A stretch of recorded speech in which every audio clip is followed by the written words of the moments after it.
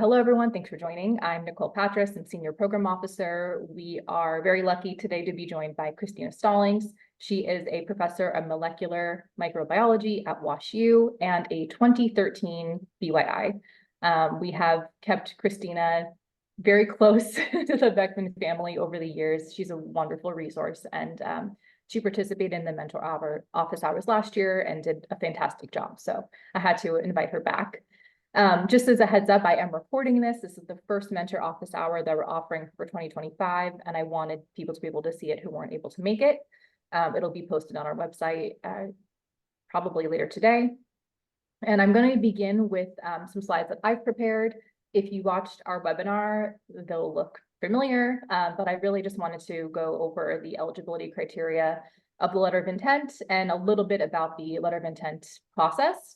And then I'll turn it over to Christina for her presentation. And at the end, we'll have time for Q&A for both myself and Christina. So we'll definitely save time for all of your questions. And if you have questions that are unanswered, both my information and Christina's information will be on the screen. So you'll be able to write that down and reach out to us. So just give me one moment to share my screen.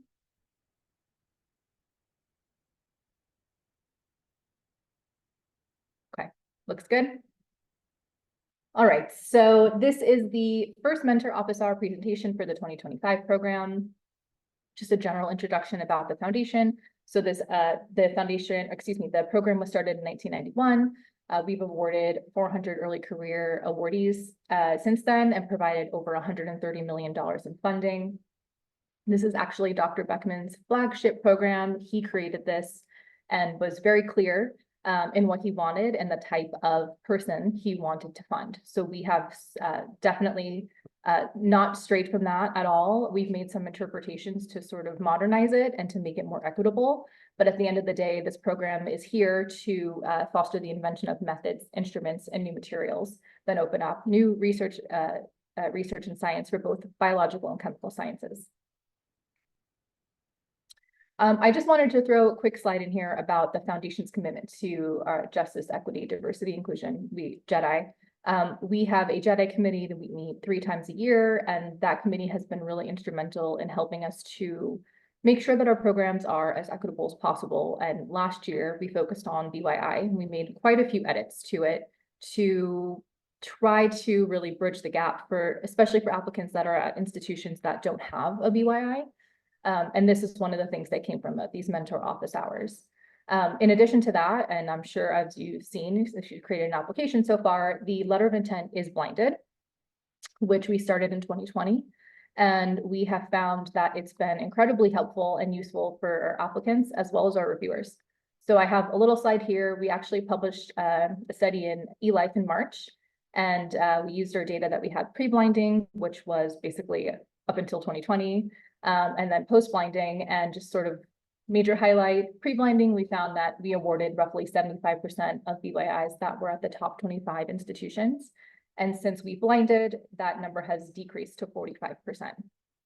So really inspired by this, we are definitely going to continue in this direction. We are actually going to be doing this for our postdoc program as well. The blinded review is only for the letter of intent, but I think that it's a great first step for a great idea, basically, to get through the door without the sort of chatter of where you are and who you are, and if you have the ability to do the work because you're at a specific institution. So some program guidelines. The project should be innovative, high risk, and show promise for contributing to significant advances in the chemical and life sciences. This is as simple as it sounds. We are looking for really standout applications that would probably not be funded elsewhere. Christina will touch on that more, but that's what makes this program unique. It really should be something that, other than this foundation, you probably wouldn't be able to apply elsewhere. So just something to keep in mind when you're writing this. We support scientists who have not yet received major funding from another organization. This was a direct directive from Dr. Beckman, who said that he wanted to fund new scientists that do not yet have the clout to receive major federal grants. We have obviously since interpreted that and allowed for applicants to have up to $225,000 in funding, because we realize that we have to be realistic here, but we are not looking to fund somebody who is already sort of on the map. so to speak. So projects should represent departure from current research rather than an extension or expansion. This does not mean you need to go in a completely new direction. It just means that it shouldn't be the next logical step in your lab's research. And then projects are funded for up to 4 years. We provide $150,000 in annual support. We do not allow for overhead or indirect costs. So all of that money goes directly to your lab. All right, so eligibility guidelines. Applicants must be within the first 4 years of a tenure track position. So this means you could have started in your current role any month in 2020, but you have to be in this role before 8/1, including 8/1. If you have an 8/1 start date, you're very lucky. So those are the 4-year limitation. Applicants must be a citizen or permanent resident by the time of the interview. So this is something that we changed post-COVID. We know that created a huge backlog.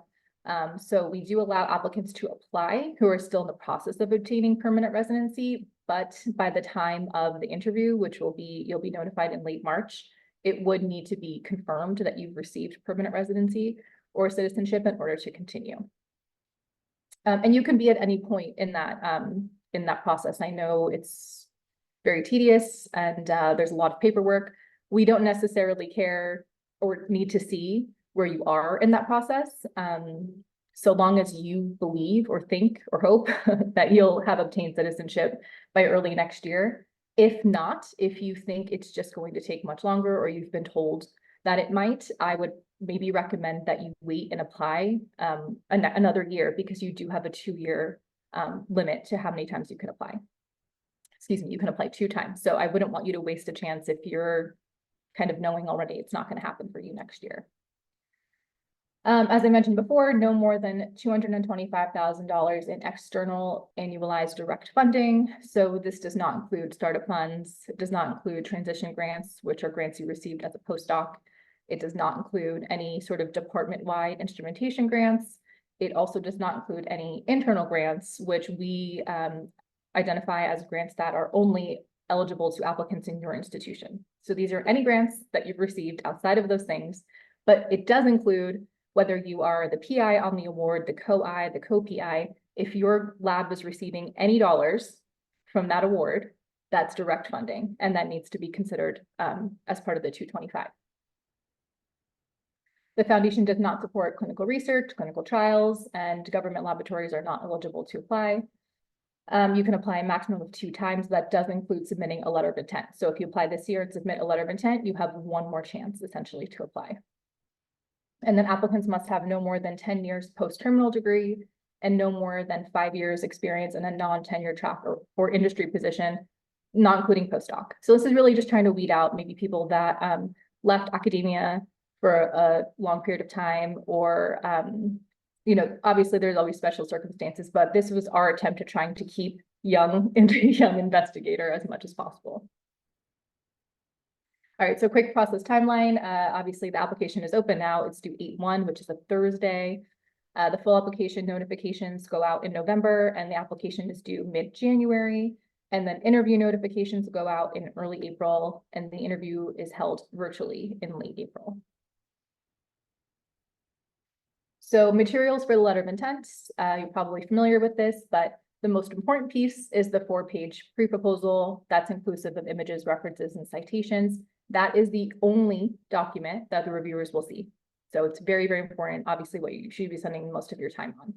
We also include a template for a biosketch. We have a current funding chart, and then 2 institutional signatures. So those 3 items are just used internally to determine eligibility. They do not go to the reviewers. So the blind review pre-proposal instructions, these are also within the application, but just to kind of review, obviously, do not include your name, gender, or any institutional information. Do not name any collaborators, mentors, things like that. If you want to reference your own publications, totally fine, but don't use any identifying markers within the list of authors. And then for unpublished work, we ask that you use this format down here. I get asked sometimes, if you're in a really unique type of science, that maybe it would be easy to figure out who you are should you have an expert on the review panel. That is okay. As long as you follow these guidelines, if a reviewer is able to figure out who you are because they're familiar with your work or they've read a paper, that's not going to disqualify you. We have a serious conversation with the reviewers that those discussions are not to be had. So if they know who you are, they keep that to themselves. We don't discuss it. We don't allow discussions like that to happen on the review call. But you will remain eligible so long as you follow these guidelines when you're writing your pre-proposal. So other than these mentor office hours, we have a few other resources on our website. We have 2 examples of successful pre-proposals. They are both chemical. That doesn't mean we only fund chemistry. It just so happened we had 2 chemical awardees that volunteered to allow us to use their pre-proposal. We have a guidance document and an FAQ document. The guidance document, I think, is extremely helpful. It was written by one of our executive committee members, and I think has a lot of information in there that's very useful. I wanted to call this out specifically. If some of you maybe applied last year, we actually no longer have a research support form. We've modernized it, and I hope that this is a little bit simpler. We've created this current funding chart. So we no longer require that you submit pending funding. So pending funding is any funding that you've applied for that you have not yet heard back from. So that does not mean money that you're getting but you haven't received yet. It means you've sent out your application and you don't know where it stands. That's pending. And we don't need to collect that anymore. We're only looking to collect your current funding. So we have this new chart down here. So as an example, if you have an award that's $200,000, but only $100,000 is your direct amount, the dollars going to your lab, we ask that you break it down annually in these boxes, and it will auto-calculate at the end to determine if it's under 225. This is just something that I use to determine eligibility and make sure you're within that funding range. So the review process for the letter of intent, we recruit reviewers who are former awardees as well as non-awardees. I'm very intentional when I'm doing reviewer recruitment. I make sure that I have reviewers from everywhere, all different types of Carnegie classifications across the US. Obviously different balance of race and gender, but this also means that it's a lot of different types of scientists that are reviewing for us, lots of different backgrounds. So I try my best to sort of self-bin applications into panels that have experts, but it's possible that one or none in the panel will not be an expert in your field, which is why we ask that you please be careful to not use jargon or not to go too specific, and to make sure that you're writing for a general scientific audience. So applications are reviewed by 3 reviewers. We have a review call where they determine who will advance. As I mentioned, they are only looking at your pre-proposal. That's the only document that they have. They obviously have review criteria that we provided them, but the criteria is exactly as I mentioned earlier: innovation, high risk, promise for contributing to advances in science. This is what they're scoring you on. Obviously, they don't know who you are. The guideline that we have that it has to be a departure from current work doesn't necessarily come into play as much for the blinded. This becomes something that becomes more apparent in the full application stage. So I wouldn't spend too much time sort of proving that this is a departure for you. That's not something that we score at this point. So reviewers will select up to 100 applicants to invite to submit a full application. I will notify everyone regardless of if you're moving forward or not, typically in early November. And then I just have one slide on this just to kind of give you a heads up should you advance. So the next steps will be the full application. The application will be open for roughly 10 weeks. It opens in November, closes in January. You do need to remain at or under the 225 in direct external funding, basically up until you submit that application. Beyond that, we don't need to know if you received additional funding. It won't come up in the interview. It would be an issue if you are not awarded and you want to apply next year, but beyond that, it's not something that you need to worry about. And then the interview, we invite 16 applicants to advance to the interview stage. These are conducted virtually and led by members of the BYI Executive Committee. So should you be awarded, applicants receive $150,000 in direct funding for 4 years. We do have the ability to apply for a no-cost extension year 5. This funding can be used very flexibly to cover salary, equipment, materials. We even allow for a dollar amount to be used toward child or elder care, and training specific to JEDI initiatives. And then we have our Beckman Symposium held annually. I was mentioning to Christina earlier, this year we are doing 2 of them, one in Irvine and one in Boston. Typically, we just do one at the Beckman Center in Irvine. So with that said, I'm mentioning this because I'm leading both of those, and they are at the end of July and early August. So if you have questions about the application, please get them to me as soon as possible. I'll try my best, obviously, to respond even during the symposium, but it'll be easier for me to answer you earlier. So it's always better to submit in advance anyway. I have seen it happen where the system gets overwhelmed, and if you wait until the last minute, it's possible that your application is late and it's not submitted. So please try to plan ahead and apply prior to 5 minutes before the due date. Here's my information if you have any additional questions that are not answered. And then the last thing I wanted to end with is if you have any specific questions about your fit or eligibility, it'd probably be better to hold and email or call me so that we can keep the Q&A as general as possible for everyone who is attending. But I am happy to answer that at the end, or excuse me, if you email or call me.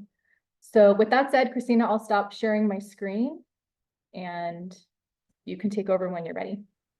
All right.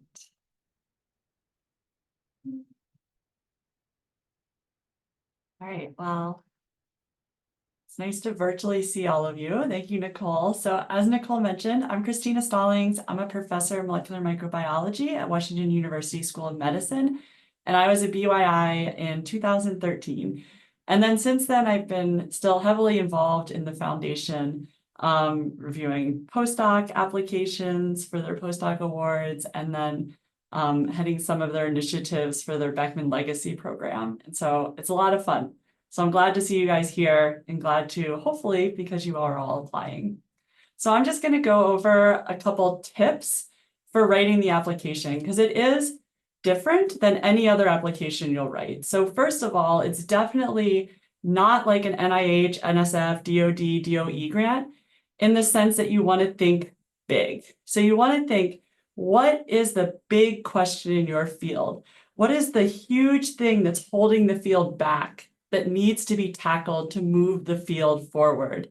And then how are you going to address that? Or how are you going to answer that question? And so it's really thinking like a visionary. And this really comes from this award, and this foundation really embodies the spirit of Arnold Beckman. And if you haven't read anything about Arnold Beckman or looked up stuff, it's like incredibly inspirational. And really what Arnold Beckman has lived by, and the foundation also lived by, is by really being at the intersection of fundamental science and applied science. So how can we use scientific knowledge to apply it more broadly to have really a bigger impact? So go to beyond just what you're doing in the laboratory or what you're doing in like your small subsection of your field. And so in this way, a lot of the applications and the awards are focused on the development of new inventions, new models, new approaches, something that can be applied more broadly. So you really, moral of the story is you really want to think big. How are you going to change science? How are you going to change your field? How are you going to change the world by addressing the question that you're addressing? And what's unique about the way you're going to do it compared to anything else that's been tried and failed? And so other than thinking big, it was mentioned that your review panel is going to be very intelligent people, but people from very different backgrounds, possibly. Definitely not all be specialists in your field, if you even get one specialist in your field. And so you want to make sure that you articulate what you're going to do and the impact of what you're going to do to be as understandable across a broad audience, so that anyone walking out of that room after reading your application is like, oh my gosh, this is something we need to address. And this is a really great way to do this. Like, I need to hear more about how this is going to solve this problem. So anyone should be able to walk away with that, any scientist from any area. And remember, you have a small amount of space to do this as well. And so you want to be as direct and concise as possible. And I highly recommend using figures, schemes, BioRender, whatever, something to get across your ideas in a very digestible and impactful way. And so a figure or scheme could save you 400 words, a lot of space, and allow you to get your point across to also people that are very visual in reading these things. And so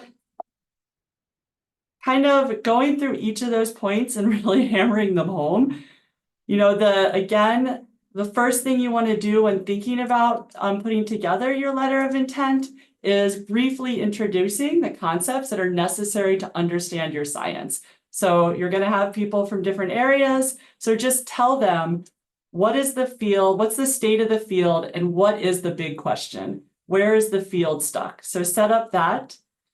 And then tell them that big question, why is it necessary to be answered, and why hasn't anyone answered it? So what is the obstacle that's stopping people from answering it? And then what is unique about your approach to actually tackle that big question and overcome that obstacle? And again, like this LOI, it's blinded. So you're selling them on an idea. So all you're really trying to do is convince them there's something really big that needs to be done, and you have a way to do it. And then how far reaching is it? So how is this going to impact fields beyond your field, areas beyond what you're doing? And in simple terms, highlight why solving those roadblocks and challenges that you've articulated is essential and transformative. So this is, high risk, high reward. You got an idea, you want to go for it, and it could be huge if successful. And again, explain the science you want to do so that the reviewers can grasp the flavors of the proposed science. Don't go into too many details. Everyone's going to assume that you know what you're talking about. You just need to convince them that there's a question, you have a way to answer it, and it's exciting, and it's going to change your world. And be really clear about what you're going to do over the 4 years without going into details. So again, keeping it accessible to non-experts in your area, but still scientific, intelligent individuals. And then stress the strength of your proposed ideas. Like, why is this what we should be doing to address the question you want to address? And then again, using figures and schemes to convey this information. And so just some general guidelines specific for the LOI stage. So really your whole goal is to get them excited about what you're doing, get them excited about the problem, excited about your approach, and give them a taste and leave them thirsty to learn more. So they'll invite you to do the full proposal and then invite you eventually to do the interview. And then you really want to focus on those innovative parts of your ideas. This goes back to that spirit of Arnold Beckman. Like, what is the innovation? What is the new thing that you're bringing to science to be able to tackle these questions? And you don't need any preliminary data at all. You will need some rationale given that this is possible. So it can't just be like totally out of left field. And that, again, you're going to have intelligent people reading your application and they'll be able to know if this is completely ridiculous. So you need a rationale, but you need a foundation. You don't necessarily need preliminary data. Avoid using technical terms, as the reviewers will have different backgrounds, which we already talked about. And be concise, straight to the point, be direct. You'll be able to save a lot of words just by doing that. And it'll make it probably more clear when you describe it as well. So that's kind of the quick run through. Stop this. Yeah, of some guidelines of how to think of the application for the Beckman Foundation, which again, I think when I think of how it's different from other applications, it's the big idea, visionary, but also this combination of fundamental and applied science that you want to do. Awesome. Thanks so much, Christina. Okay, so we have some time now for Q&A. We have 30 minutes, but if there's less questions, obviously happy to give you your time back. If you are ready for questions, you're welcome to come on the screen or not, doesn't matter. Just use the raise hand feature so I can see who you are. But yeah, Christina and myself are happy to answer any questions you might have.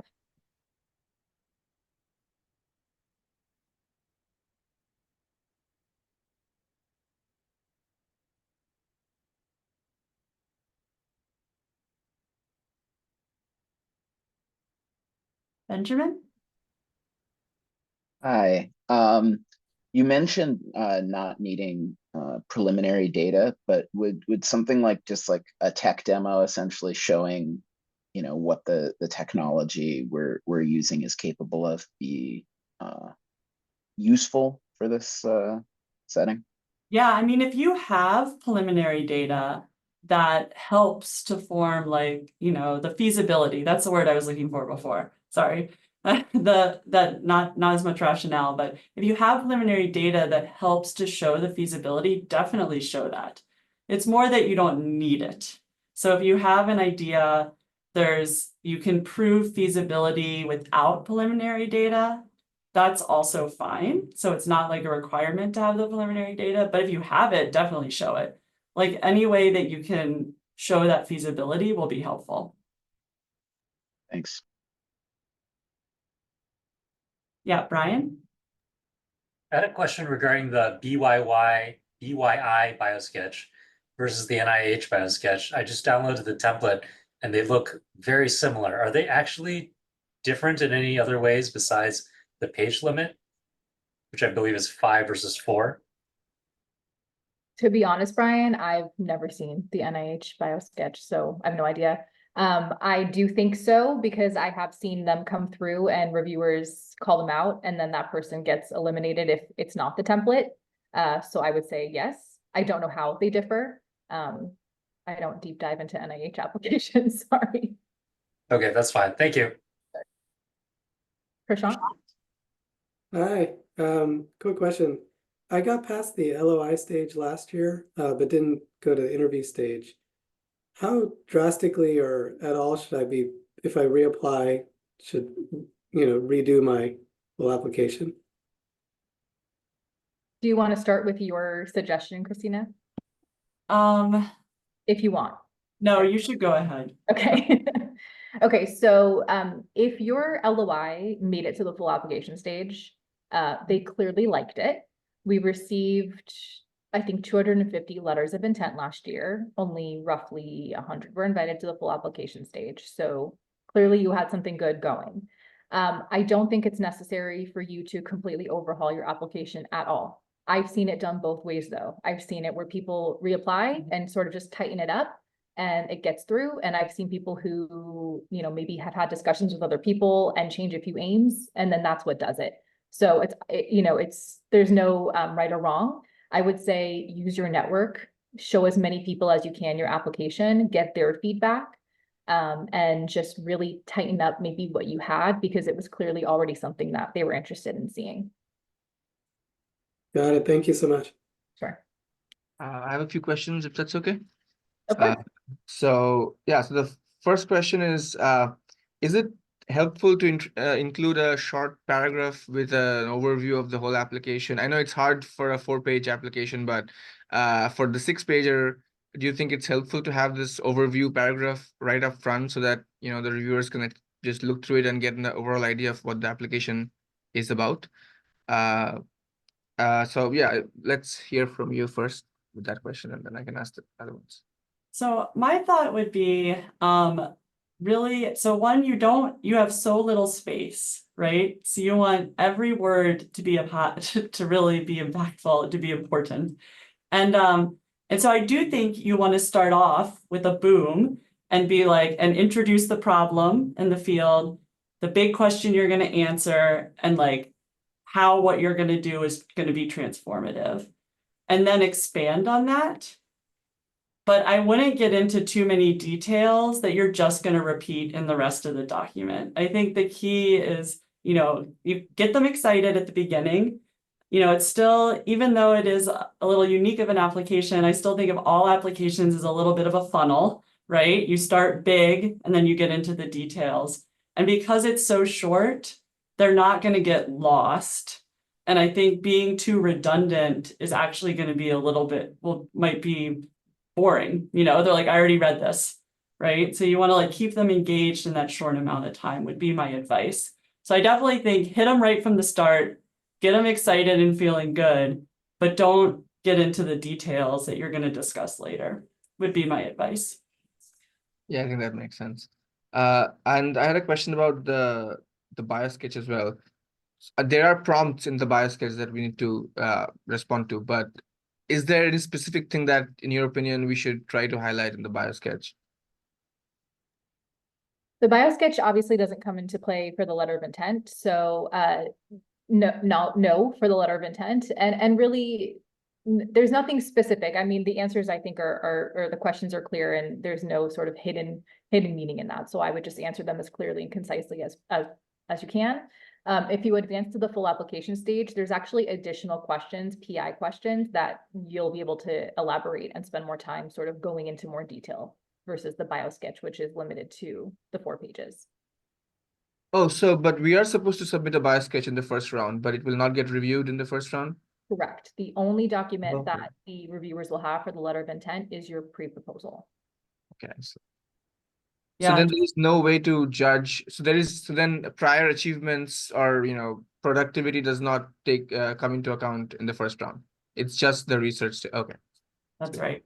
So all those other documents that are still critical and you have to submit for a full application are just used for eligibility at the LOI stage. And then later it's expanded on. But at this stage, you're just selling them on the idea, the problem, the question, the idea, and how it's transformative.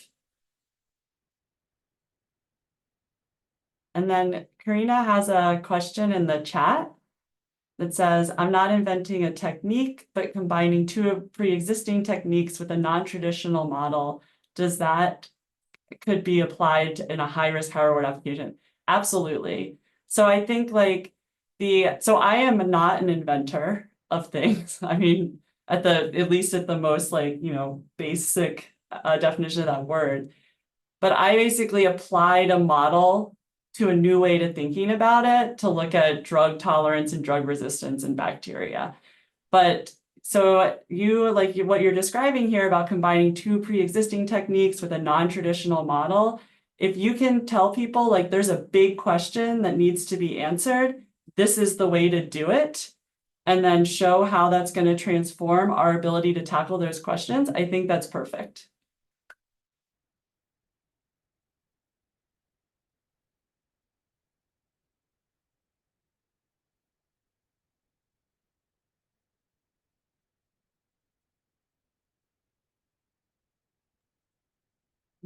Questions? Yeah, I have a quick question about the reviewers. I think it was mentioned that they're supposed to be subject matter experts. So can you just maybe clarify for me what you mean by that in terms of so I'm a chemical engineer. I would be submitting to the chemistry section.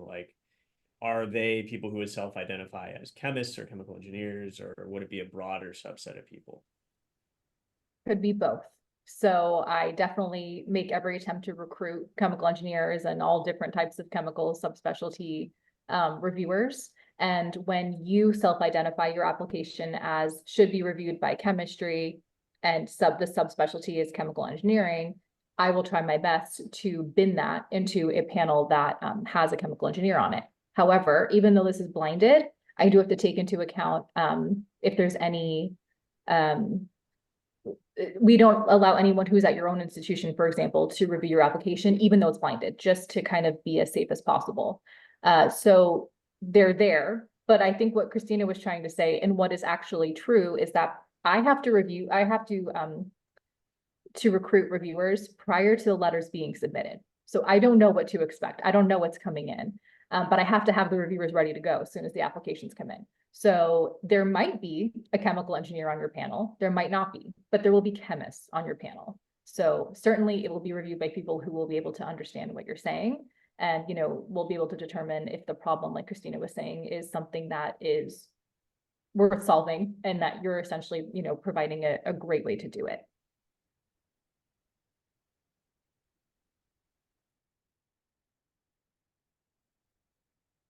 So Joshua has a question. Do the review panels have reviewers from different subspecialties? Any advice if our work spans multiple subspecialties? So one, I think that's great. And I think actually an interdisciplinary scope is definitely a positive in terms of the Beckman Foundation. And this goes back to that broad impact, right? And also kind of related to the first question that was in the chat, of bringing things together that maybe aren't traditionally together to tackle questions. Like, I think these are all fantastic ideas for this sort of award. And so I think actually spanning subspecialties or span is fantastic. And I think in general, you just want to think about, will any scientist be able to read what you write and be like, this is important? Even if they don't understand all the details, you've convinced them it's important and you've convinced them you have a way to address it. So it really, I mean, there will be experts on the panel, but I would almost say like you want to be able to convince any really intelligent scientist that this is important. And so spanning multiple subspecialties is sometimes a strength because you can, you know, it's easier possibly to navigate that because you're already speaking multiple languages anyway. And then are LOIs, so this is Davida, are LOIs triaged or are all discussed? So letters of intent is the only stage in which an application can be triaged. However, it needs to be unanimously lowly ranked. And even with that said, prior to it being eliminated, we will have a brief discussion if everyone agrees to eliminate it. But we do this because A, they're blinded and there's only one document they're looking at, and B, to kind of keep on time. So I would say in every panel, if there's 25 applications assigned, we maybe triage 2 to 3. It's not a lot. And there really has to be complete agreement amongst everyone in the panel. I've also seen it where somebody will come on and say, actually, I do want to discuss that, and then we'll talk about it. So it could potentially be, but usually not. And I think, Yep. Oh, go ahead. Sorry.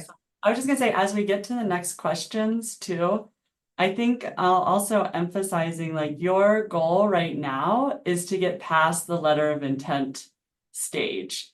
And so just focusing on that, I think is really important at this point. And I'll highlight that at least last year, and I'm assuming this year as well, the Beckman Foundation does more of these sorts of mentoring time and gives you more resources for the full proposal as well when you get to that point. And so there will be a lot of information for that. But right now, remember, it's totally blinded. No one knows who you are. They don't know where you've been or what you've done. You just are telling them like, this is a big thing we have to address, and this is a way to address it. All right, Miguel? Hi, thanks. Yeah, you put a lot of emphasis on not being funded elsewhere. Is this something that you want to highlight on your LOI, or is this something for the full application? And if you do have to do it in the LOI stage, how do you suggest we do this? So I would not do it in the LOI stage. I think there, again, you're just going in to get them excited about the question and your approach. And that's the only thing that matters. Down the road, you know, as you progress through the stages, this will come up. And a lot of it will come up, one, because, you know, they're not looking for just an NIH grant or an NSF grant or funding, you know, it's not, whatever your NIH grant or your NSF or your DoD or DOE grant is, it's probably not going to do well here because the goals are so different. But if there is overlap, then that would come out later on. Got it. Thank you. But in the LOI, doesn't matter. Don't mention it. Zanar, did I pronounce your name correctly? Oh yeah, thank you. Do you hear me? Yep. Oh, yes. So my question is, it was mentioned somewhere that we could include potential issues and contingency plans. Is that for the full proposal, or it also is applicable to the LOI? Because I'm thinking about space, and that kind of also is gonna take a lot. And that means you also have to describe your methods in detail. So I'm a little bit confused about that. Yeah, I think that I don't know. So this is kind of a tough one because it depends how much detail you want to get into the contingency plans. I assume you mean like alternative approaches and if everything fails, what do you do type of things. Mm-hmm. And I think, again, like, you know, with the LOI, you want to convince them of the feasibility of your approach. And so if there is an alternative that's quick to say like, and even if that doesn't work, we have this. I think that can be very valuable. But you don't have a lot of space, right? And so I wouldn't, I think it's nice to tell them that you might have fallback plans or you do have fallback plans, but I wouldn't spend a load of time on it. I would think of what your main idea is, get them really hooked on that. I think it's a good idea to briefly state like, here's a fail safe, right? Like, which helps them feel like good about, oh, this is high risk, but then we also have this fail safe she mentioned that we'll hear more about like in the full proposal in the interview. So I think a little bit, but I would focus on selling them on the idea and then bringing that up at the end. Okay, thanks. I agree, and I think that will become more important at the full application stage as well. And then in the chat, we talked about the overlap with other grant proposals. So again, I wouldn't worry about it on the LOI, but I would, keep in mind what makes this proposal unique compared to other types of proposals you have, and maybe have funded. And a lot of times people will be, so the other part of this question is the tech that I want to develop is the same, but the questions addressed are different. That's totally fine. So this gets back to applying, you don't necessarily have to invent the technology, but how you apply it, the models you use it in, the questions you ask, that's all great. And so I think if there's a big question and there's this technique or technology that's never been used to address that question, but it is like the key to addressing that question, that would be a strong proposal in my mind. I agree. Just to add to that on the sort of administrative side is that if you are awarded, it is with the understanding that only Beckman is funding this idea. So obviously, like Christina said, there is overlap that's allowable, but the aims and those types of things should be unique to this proposal and should not be funded elsewhere. That will be a requirement in order to sign the award letter. And then are collaborators, example, who provide key complementary skills allowed in BYI applications, or should we go solo on this one? And so my answer would be that this is your idea.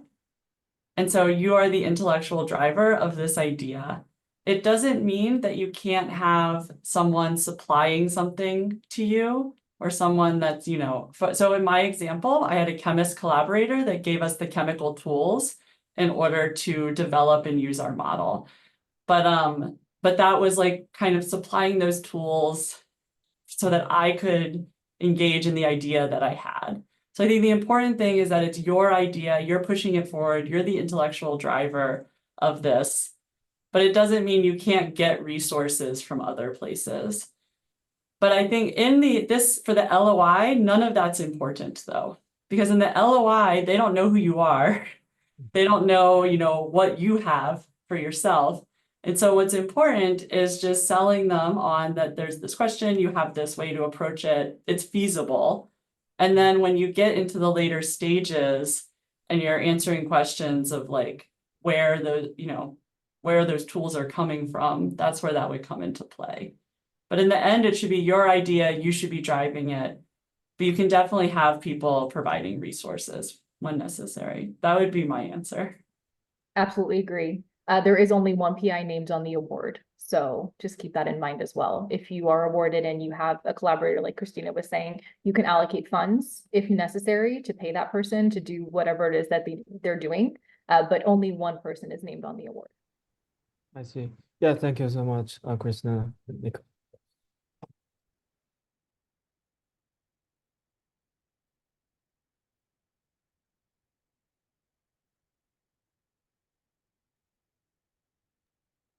Any other questions? I think we went through all the ones in chat. Yeah.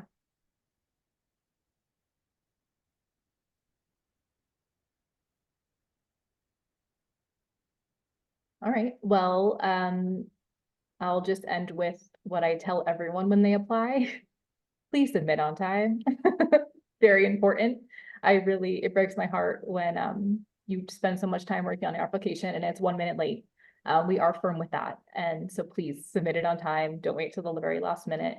And I'm happy to help answer questions as we go.